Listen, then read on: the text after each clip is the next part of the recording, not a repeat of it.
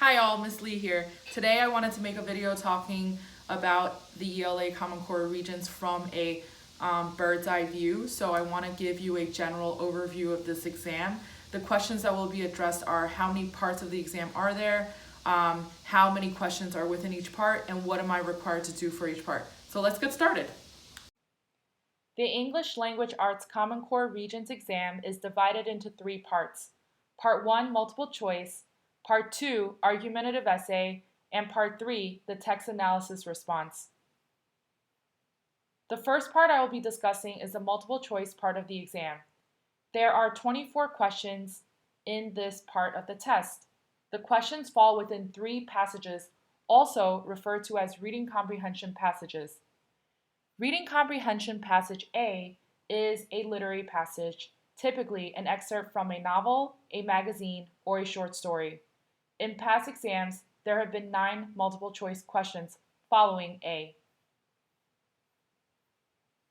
Passage B, on the other hand, is a poem, fairly straightforward in content, and followed by 5 multiple choice questions. Passage C is typically an informational text, a little longer, that focuses on a topic that's nonfiction in science, economics, or history. For example, past exams have discussed anything from Broca's brain to ecosystems to the volatility of the financial market. There are usually 10 questions for passage C. What's great about the multiple choice part of the Regents is that it's quite easy to master. Why? Because each question usually contains some type of clue as to where the answer is located, or focuses on a part of the passage where evidence supporting a correct answer can be found. There are also usually 2 ridiculous sounding answers that you can eliminate right away. For more on multiple choice strategies, there is a separate video I've made earlier that explains in detail how I recommend tackling this part. The second part of the exam is the argumentative essay. The directions, your task, and guidelines are always the same, so please read them beforehand to save time. The only thing that changes is the topic question as well as the text titles on the bottom of the page. You will get 4 texts that usually lean one way or another, or provide evidence for both with regards to the claim. You are required to use evidence from at least 3 texts to support your claim, although if you want to use 4, go right ahead.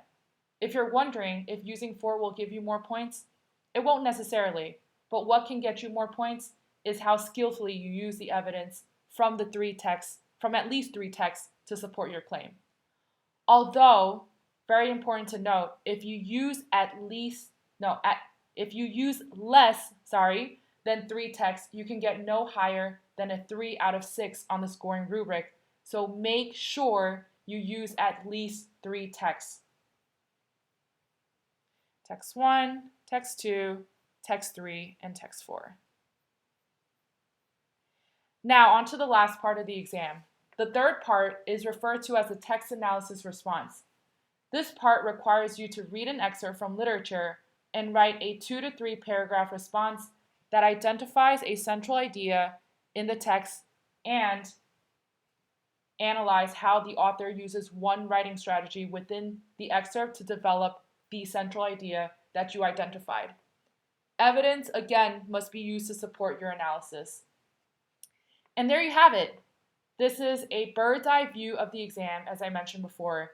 If you have any questions, comment below and I will try to get back to you as soon as possible. If you found my videos helpful, please also subscribe to my channel.